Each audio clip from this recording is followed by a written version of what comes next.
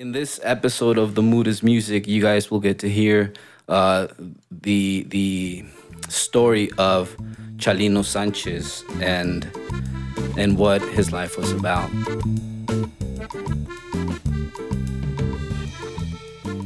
With the rise of hip hop music in the 80s and 90s and evolving into gangster rap, there also came narco corridos.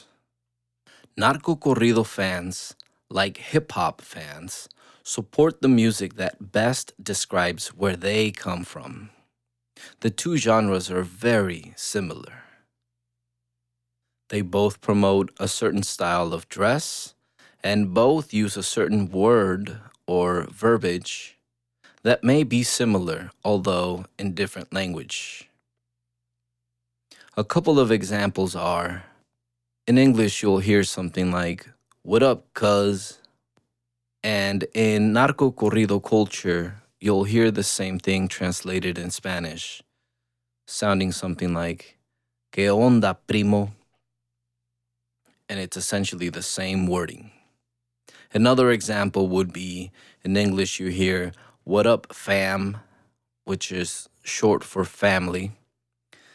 And in narco corrido culture, you'll hear, "Que onda, pariente?" Pariente is essentially family member. So they have very, very similar verbiage and everything. A corrido is a ballad in which someone's life story is sung.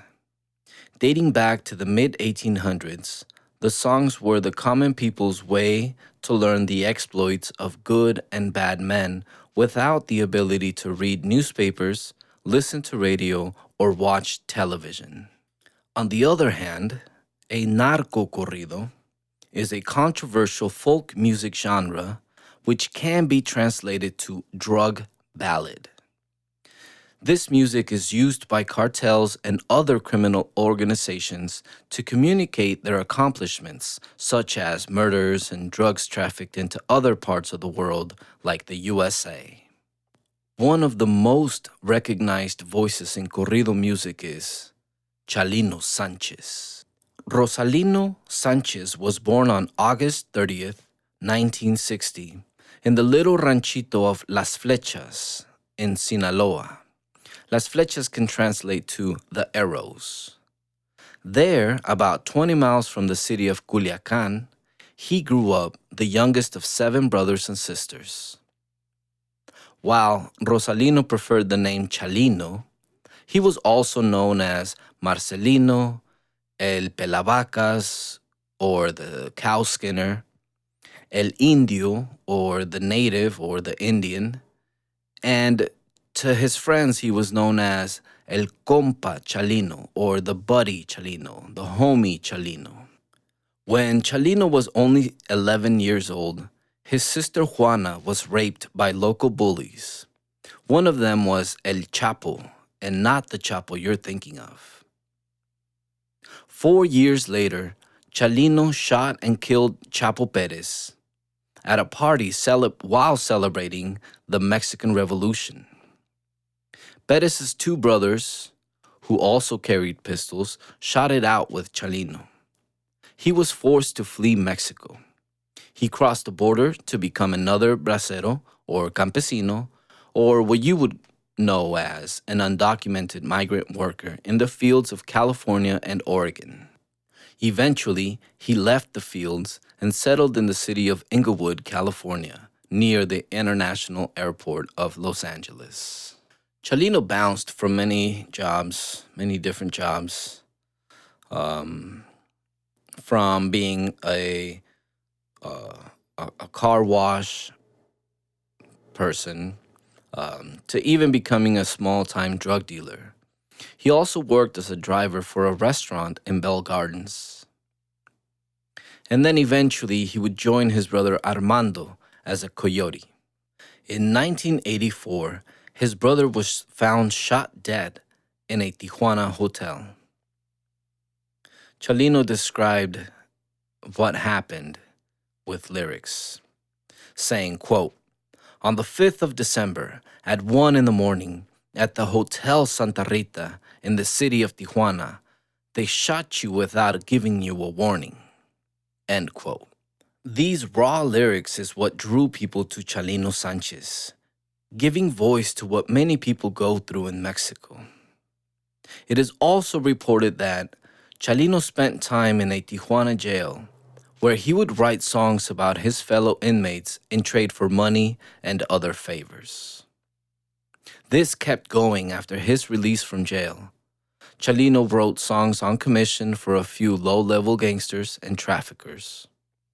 He used this skill to trade for things like gold chains and watches and customized pistols.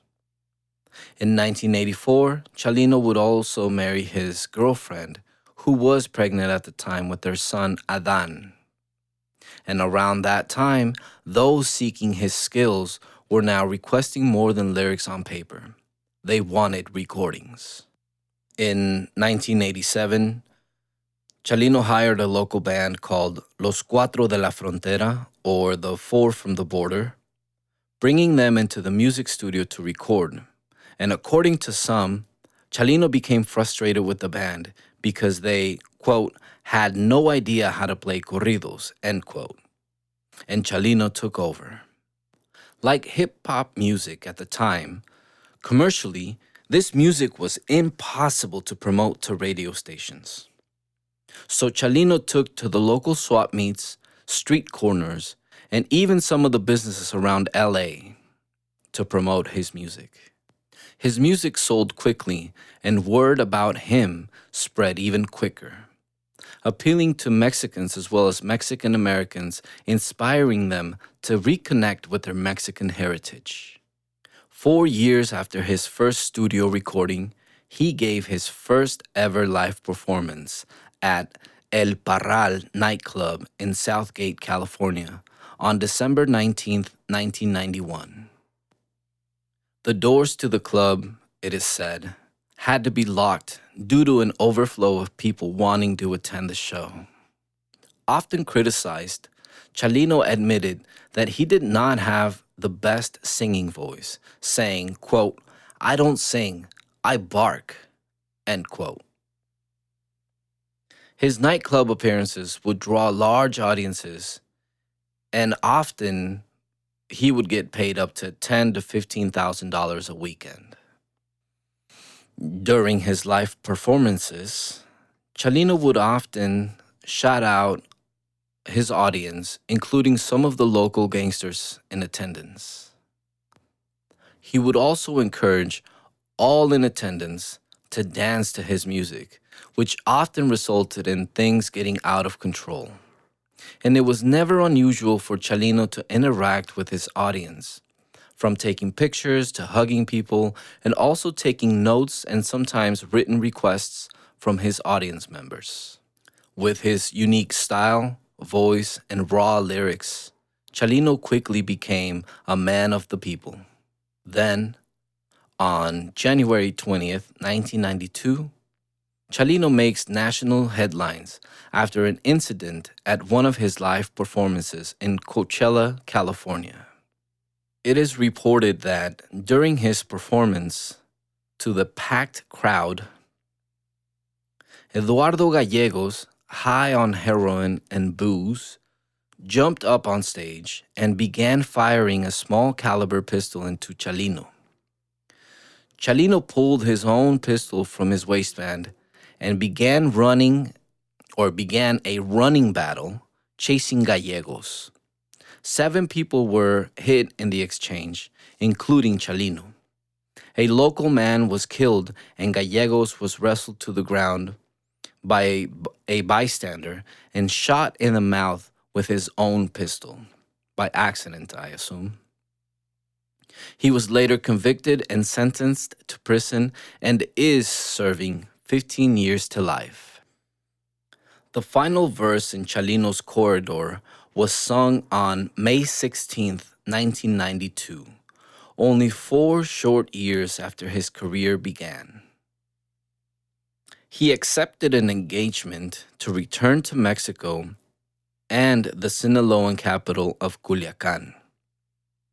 The people of Sinaloa wanted their beloved folk hero to return home and they were willing to pay $20,000 to hear him perform. In the city of La Presita near Culiacan, at the Salón Bugambillas, Chalino made his appearance. It was also filled to the capacity, with over 2,000 people. His performance was cheered by the adoring crowd, and things appeared to have gone well.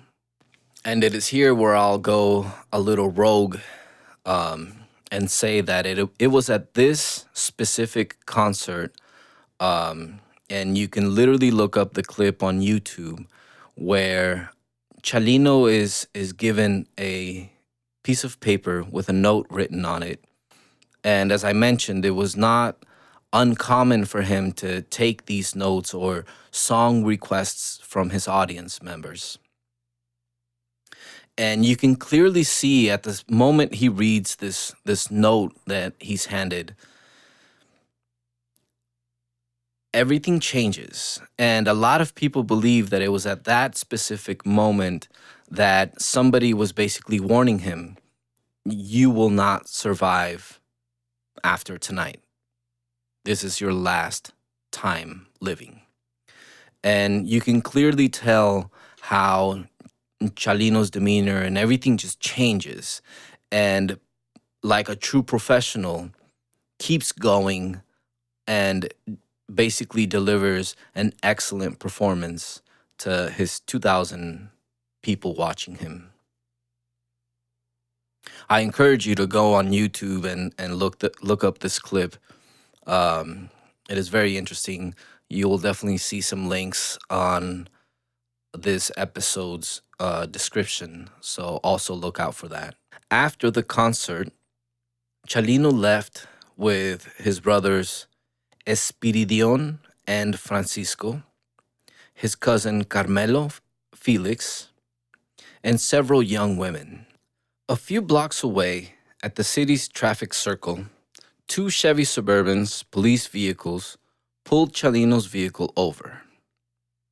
Several armed men surrounded the vehicle, and one man showed a state police identification. Camelo Felix said maybe 1 or 2 were policemen. The others might have been madrinas. Madrinas literally translates to godmothers or bridesmaids, but it is referring to the corrupt system where thugs are employed as policemen to do dirty work for the authorities or their drug cartel bosses. My comandante needs you, the state policeman told Chalino. He pled with the Madrina gunmen not to take any of the others, and Chalino was driven away in one of the Suburbans. A few hours later, CHALINO SANCHEZ's body was found dumped in an irrigation ditch north of town. His hands and wrists had rope marks, and his eyes were blindfolded. 2 bullets had been fired into his head. No motive was found, and no suspects were ever arrested. This is a very common ending within the Mexican justice system. In Mexico and in the United States, the reaction was immediate. Everyone played Chalino's corridos. His murder did not silence Chalino. It turned him into the folk hero everybody needed. Since his death, more than 150 corridos have been written and sung about Chalino. This is more than those written for the Mexican revolutionary hero, Pancho Villa.